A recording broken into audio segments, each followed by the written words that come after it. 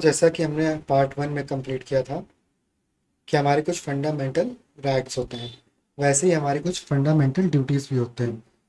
Because हमें अपने देश के लिए भी कुछ ड्यूटीज़ रखनी पड़ती हैं कि जिसके जिसके जिम्मेदार हम होते हैं। लाइक हमें रिस्पेक्ट करना है फ्लैग का, नेशनल एंथम का। तो ये सारी रिस्पॉन्सिबिलिटीज़ किसकी हैं? सिटीजन्स की हैं। तो इसी को बोला गया है यहाँ पे फंडामेंटल ड्यूटीज़। तो ऐसे कुछ फंडामेंटल ड्यूटीज़ हैं, उस पे हम यहाँ पे बात करने वाले हैं। सो what are fundamental duties? So these are moral responsibilities of every citizen. ध्यान से समझना, ये एक मोरल रिस्पॉन्सिबिलिटी है एवरी सिटीजन, हर एक सिटीजन का, हर एक नागरिक का, to help in the progress and well being of the nation. But बहुत लोग क्या करते हैं, रास्ते में चल रहे हैं, कोई उनको ट्रैश हुआ, कोई उनका पर्सनल कुछ भी चीज़ हुआ, फेंकना है उनको, फेंक के चले गए। तो ये सब चीज़ें नहीं करनी चाहिए। कोई भी ड्राइंग करके चले आएंगे किसी भी मॉन्यूमेंट पे, तो ये सारी चीज़ें गलत हैं, ये हमें नहीं करना है। हमें रिस्पॉन्सिबल रहना है अपने देश के प्रति, है ना। अब देखो उसके आगे क्या है, these duties are not enforceable. ये हमारी ड्यूटीज़ जो हैं इन्फोर्सेबल नहीं है in court, but they are important for catering harmonious society. ऐसा नहीं कि आपको कोई फोर्स करेगा, आपने ऐसा कर दिया तो आपको चार्जेस लग जाएंगे, आपको मारा जाएगा, आप पे पनिशमेंट लगा दी जाएगी, आपको पनिश किया जाएगा, आपको कुछ वहाँ पे जुर्माना देना होगा। कहीं कहीं पे देना भी पड़ता है जहाँ पे पब्लिक प्रॉपर्टी होती है, लाइक रेलवे स्टेशन, वहाँ पे भी जहाँ पे जुर्माने का लिखा होता है वहीं पे वो लोग, आप समझ गए होंगे। सो ऐसी चीज़ें नहीं करनी चाहिए। बट अगर कहीं पे ऐसी चीज़ें होती हैं और कोई अगर लीगल एक्शन लेना चाहे तो ले सकता है, बिकॉज वहाँ पे ऑलरेडी मना है, प्रोहिबिटेड है, वहाँ पे ऐसा नहीं करना है। अब आप अगर संविधान के सामने जाके कुछ भी ट्रैश फेंकाओगे तो तुरंत आप पे कार्रवाई होगी, हो सकता है मार भी खा जाओ आप, क्योंकि वो संविधान के सामने, मतलब कि जो हमारी विधानसभा और जो हमारा राज्यसभा है, ये सब बहुत ही एक, इसको बोलते हैं, मान लो एक टाइप ऑफ मंदिर मानते हैं समय, है ना, कॉन्स्टिट्यूशन को। और ये कॉन्स्टिट्यूशन मतलब एक तरह का बहुत ही रिस्पेक्टफुल चीज़ है, तो उसको अगर आप आदर नहीं करोगे तो वहाँ पे आपको पनिशमेंट तो तुरंत मिल जाएगी। वहाँ पे पुलिस ऑलरेडी लगी होती है, बट जहाँ पे नहीं लगी वहाँ पे मॉरल वैल्यू आपको दिखाना है खुद की, और वहाँ पे अपना खुद की जिम्मेदारी समझना है, और वहाँ पे अच्छे तरीके से रहना है, सोसाइटी में एज अ ह्यूमन रहना है। Now some important fundamental duties are as follows. But ये किस आर्टिकल में है? आर्टिकल 51A में डायरेक्ट क्वेश्चन पूछेगा, हमारी फंडामेंटल ड्यूटीज किस आर्टिकल में है? तो आर्टिकल 51A में। Respect the constitution, national flag and the national anthem. National anthem की कैसे रिस्पेक्ट करनी है? 58 सेकेंड तक स्टिल रहना है जब तक नेशनल एंथम चल रहा है। अगर आपको सुनाई दे रहा है तो रिस्पेक्ट करो, एक जगह पे खड़े हो जाओ। ये नहीं कि रोड के बीचों बीच में अगर आपने सुन लिया तो खड़े हो जाओ, अगर आपने सुन लिया साइड में आओ, खड़े हो जाओ, then you can do your work, you can go wherever you want. अगर आपने सुन लिया तो उसको रिस्पेक्ट करो। नेशनल फ्लैग, उसको ज़मीन पर नहीं टच होने देना है, उसको डाउन करके, आजकल देखते होगे हर घर तिरंगा चल रहा है, बट वहाँ पे तिरंगा क्या कर रहे हैं लोग, ऐसे स्ट्रेट ना करके हॉरिजॉन्टल रख दे रहे हैं, जो कि ऐसे लहराता रहता है घर के सामने as a in a horizontal वे। तो वो चीज़ें गलत है। हमेशा जहाँ भी देखो उनको वार्न करो, उनको समझाओ कि हमेशा हमारा फ्लैग स्ट्रेट रहना चाहिए, हमारा फ्लैग कभी भी झुकता नहीं है ना। तो ये चीज़ें ध्यान में रखनी है। कॉन्स्टिट्यूशन का हमेशा रिस्पेक्ट करना है। कॉन्स्टिट्यूशन जो बोले, जो वहाँ पे आपको रिफॉर्म्स दे, जो आपको उसको मानना है, वो लीगली आपके लिए बेनिफिशियल होगा, तो वो आपको मानना पड़ेगा। जैसे कि अगर आपको नहीं मानना है तो उसके लिए आप पीसफुली प्रोटेस्ट कर सकते हो, बट कॉन्स्टिट्यूशन के दायरे में रह के, मतलब कि लीगल, अपना लीगैलिटी बना के रखना, तब जाके आप प्रोटेस्ट भी करो। तो ये सारी चीज़ें आपको ध्यान में रखनी है। Promote harmony and brotherhood among all people. हमें हार्मनी यानी कि शांति और भाईचारा बना के रखना है। Preserve the environment and protect wild life. सिर्फ हमने गार्डन तक सीमित नहीं रहना है आपको। इन्वायरमेंट का मतलब यहाँ पे ये है कि कहीं पे भी आप ट्रैश मत फेंको। कोई अगर पेड़ लगा है, अगर आप देख रहे हो कि सूख रहा है, लाके कहीं से पानी लाके उसमें डाल दो। ये सारी चीज़ें आप खुद से कर सकते हो एज अ रिस्पॉन्सिबल सिटीजन, और आपको देख के लोग भी आपकी तरह बनने का कोशिश करेंगे। आप आप चाहो तो वायरल होने के लिए, इंस्टा पे वायरल होने के लिए भी ये काम कर सकते हो। वायरल हो जाओगे बट साथ ही साथ आप अच्छा काम भी तो करोगे, तो दोनों फ़ायदे हैं, आपका भी फ़ायदा है और लोग आपसे इन्फ्लुएंस होंगे, वो भी फ़ायदा है, तो अच्छे इन्फ्लुएंसर बनो। सो ये चीज़ें आप कर सकते हो, ऐसा आइडिया मैं आपको बता रहा हूँ। Protect wild life, wild life को प्रोटेक्ट करने का मतलब यहाँ पे ये है कि आप अभी आप सोच रहे हो कि मैं वाइल्ड लाइफ को कैसे प्रोटेक्ट कर सकता हूँ, कर सकते हो। सबसे इम्पोर्टेंट, प्लास्टिक्स को इधर उधर मत फेंको, रिसाइकिल बिन में ही डालो। दूसरा, कोई भी ऐसी चीज़ मत लो जिसमें हमारा वाइल्ड लाइफ यानी कि जो वाइल्ड से आया हो, मतलब कि जंगल से आया हो, जो जानवरों से बना हो, ये सारी चीज़ें आप अवॉइड करो ताकि wildlife flora and fauna अच्छे से हो सके। उसके बाद develop scientific temper and humanism, साथ ही साथ आपको एक ह्यूमन की तरीके रहना है और साइंटिफिक टेम्पर भी रखना है। ऐसा नहीं कि आप सिर्फ ऐसा सोचो कि हाँ कोई किसी ने बोल दिया यहाँ पे घोस्ट है तो आपने मान लिया। आप साइंटिफिक टेम्परामेंट रखो ताकि आप डेवलप कर सको नेशन का, आप एक साइंटिफिक अप्रोच रखो हर एक चीज़ का ताकि आप उसको लॉजिकली समझा पाओ, समझ पाओ चीज़ों को कि कैसे क्या वर्क कर रहा है, हम इसमें क्या इम्प्लीमेंटेशन करके और अच्छा बना सकते हैं जो कि हमारा बेनिफिट करे इनडायरेक्टली और डायरेक्टली इंडिया को। तो आपने देखा होगा बहुत सारे आईआईटीज़ होते हैं, वो इंडियन आर्मी को या डीआरडीओ के साथ मिलके, इंडियन आर्मी के साथ मिलके कोई प्रोजेक्ट करते हैं जो कि हमारे आर्मी के पर्सनस को और उनके इंटेलिजेंस को हेल्प करता है कि आप कैसे क्या कर सकते हो खुद को प्रोटेक्ट करने के लिए और नेशन को प्रोटेक्ट करने के लिए।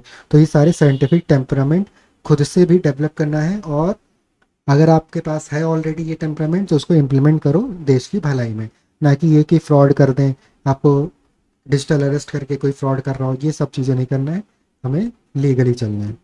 अब आते हैं director principal of state policy, DPSP. So directory principles हमें क्या समझाता है? Political and administrative, economic and socialistic, peace and security, environmental and protection monument, protection of monuments, justice and legal, है ना। तो ये सारी चीज़ें क्या हैं? अब what are DPSPs? Directory principles of state policy. So आप डायरेक्टिव से क्या समझते हो? डायरेक्शन। प्रिंसिपल से क्या समझते हो? कि किसी चीज़ का रूल। स्टेट पॉलिसी यानी कि स्टेट की पॉलिसीज, तो हम जिसको हम मोटा मोटा समझे तो हम इस वर्ड से ही समझ सकते हैं कि स्टेट को पॉलिसी जो बनती है उसको डायरेक्ट करने के लिए जो प्रिंसिपल्स दिए गए हैं उसी को बोलते हैं डीपीएसपी। ये हमने सिर्फ डीपीएसपी के डेफिनेशन से, डीपीएसपी के फुल फॉर्म से इतना हमने डिड्यूस कर लिया। अब इसके डेफिनेशन पे आते हैं।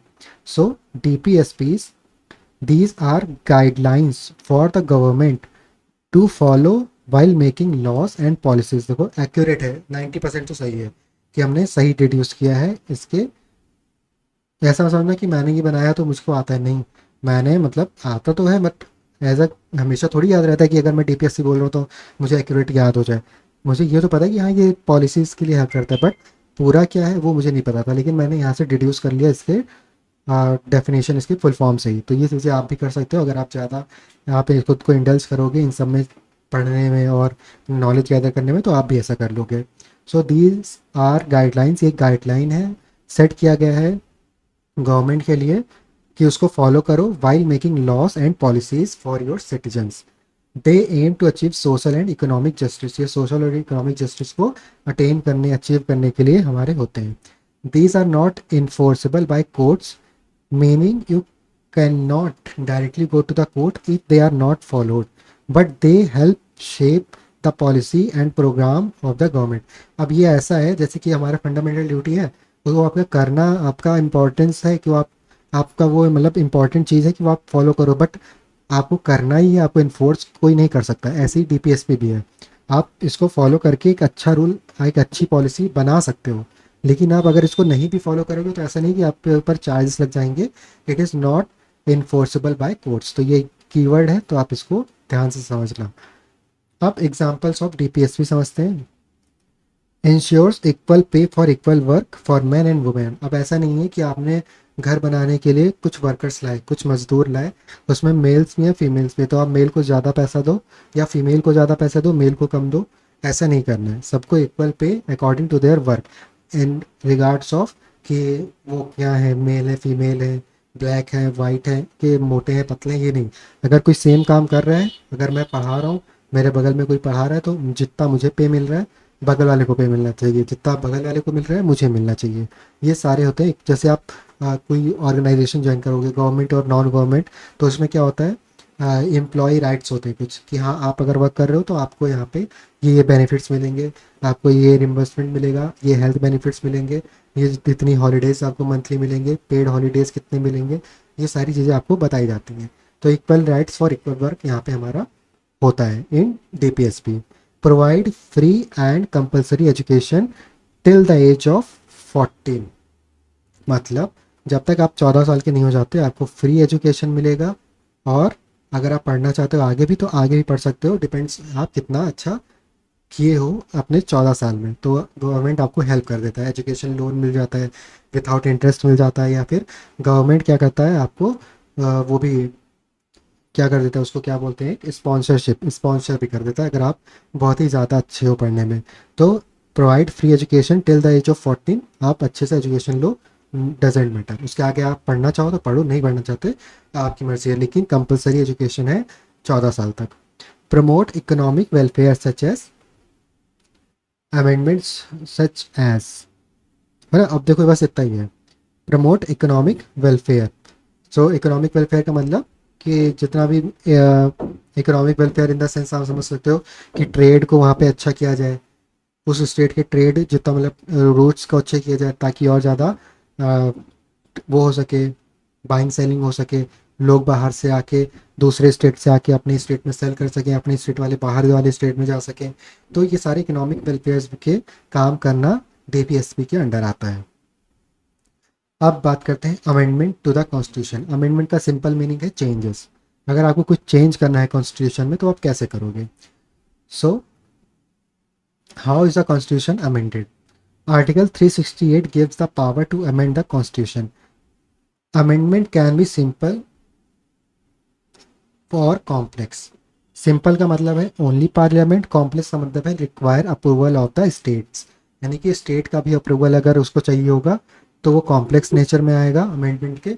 अगर सिंपल नेचर की बात करें तो सिर्फ पार्लियामेंट, हमारे लोकसभा राज्यसभा मिलकर भी कोई चीज़ बिल पास कर सकते हैं, लेकिन अगर कॉम्प्लेक्स हो जैसे जम्मू एंड कश्मीर की बात करें तो वहाँ पे जब हमारा आर्टिकल 5A, आर्टिकल 5 और आर्टिकल आर्टिकल 300, आर्टिकल 365 था शायद, आप इसको सर्च कर लेना, आर्टिकल 365, हाँ आर्टिकल 365 जब हटा था जेएनके से तो वहाँ पे हमें स्टेट के लेवल पे भी काम करना पड़ा था, वहाँ पे हमें सिक्योरिटी बढ़ानी पड़ी थी, वहाँ पे हमें हाउस अरेस्ट करने पड़े थे, वहाँ पे हमें एक पहले तो सिक्योरिटी को अच्छा करना पड़ा था ताकि कोई भी हमारा कॉम्प्लिकेशन ना हो सके, तो वो आता है कॉम्प्लेक्स में।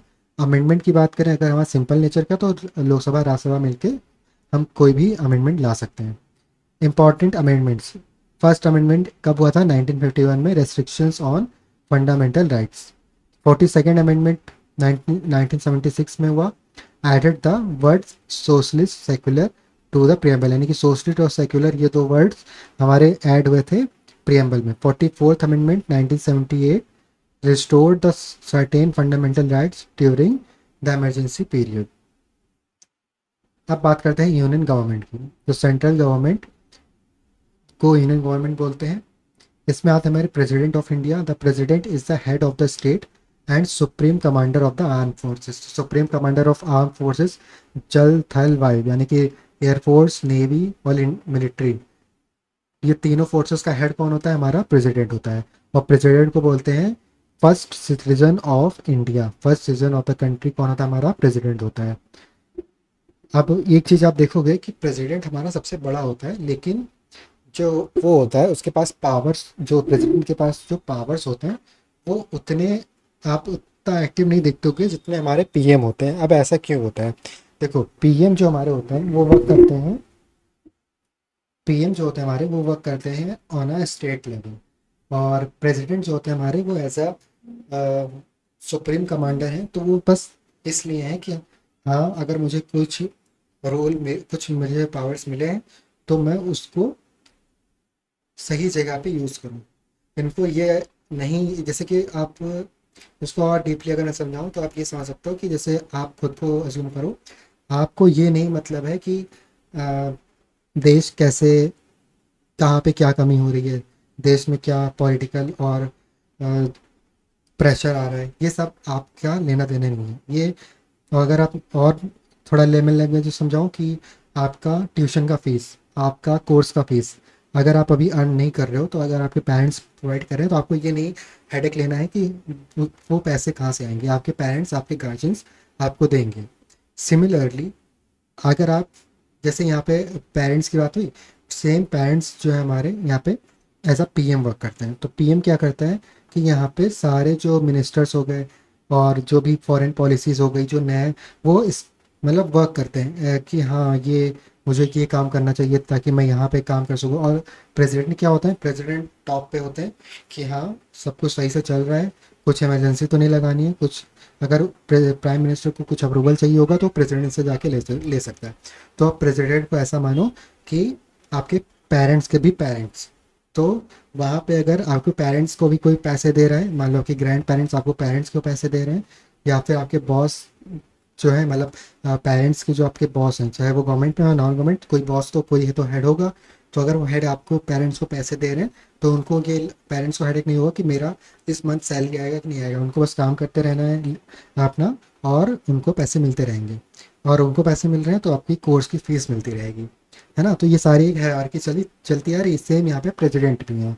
प्रेसिडेंट को बस यहाँ पे किस लिए रखा गया है, ताकि वो मेंटेन कर सकें कि हाँ हम एक सही डायरेक्शन में चलें। कोई भी अगर उनको लगता है कि हाँ ये चीज़ गलत हो रही है, वो वहाँ पे ऑब्जेक्ट भी कर सकते हैं। अगर किसी को कुछ पेनल्टी भी लग गई है, डेथ पेनल्टी है, तो उसको वो लाइफ इम्प्रिजनमेंट में चेंज कर सकते हैं या फिर माफ़ी भी दे सकते हैं। ये सारे पावर्स होते हैं प्रेसिडेंट के। और भी पावर्स होते हैं, वो अभी हम आगे पढ़ेंगे।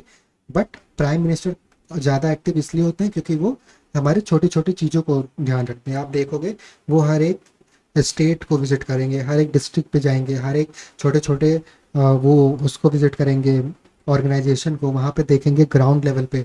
और प्रेसिडेंट क्या है, प्रेसिडेंट उतना विजिट नहीं करते, उनको बस देखना है, असेंबलीज को अटेंड करना है ना। तो ये सारी चीज़ें आप जब डीपली पढ़ोगे तो और समझ में आएगा। बाकी मैंने, आई होप मैंने अच्छे से आपको समझाया होगा प्रेसिडेंट और प्राइम मिनिस्टर में डिफरेंस, कि वो एक्टिव कौन ज़्यादा क्यों है और किस लिए है, और प्राइम मिनिस्टर को कैसे वर्क करना है और प्रेसिडेंट को कैसे वर्क करना है। और प्रेसिडेंट को आप देखोगे तो वो ज़्यादातर, जैसे कोई फॉरेन से कोई मिनिस्टर आया, कोई प्रेसिडेंट आया, तो उसको वो जाके वो करते हैं, रिसीव करते हैं। तो ये सारी चीज़ें, सारी रिस्पॉन्सिबिलिटीज़ होती हैं प्रेसिडेंट की।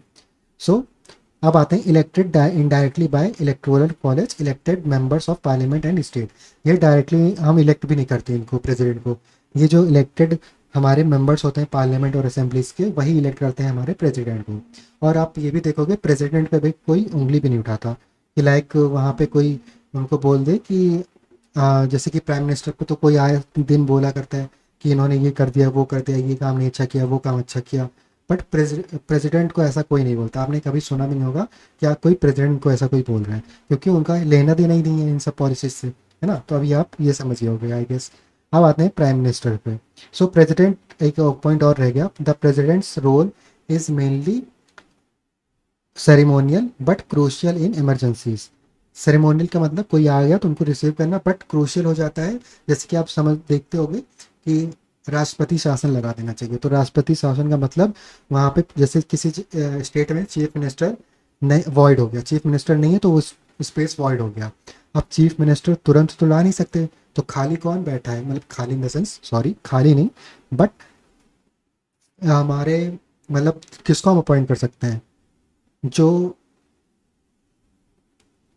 सबको मतलब वो हेड भी हो और उनके पास पावर भी हो, तो वो हमारे प्रेसिडेंट हो गए। अब इसको ऐसे समझो, अनफॉर्चुनेटली मान लो आपके किसी नोन का जो बहुत ज़्यादा, मान लो कोई बहुत ही अच्छा था जो आपको हेल्प करता था, वो अनफॉर्चुनेटली वो किसी एक्सीडेंट में आके वो ऐसे स्टेट में चले जाते हैं जहाँ पे वो आपकी हेल्प नहीं कर सकते।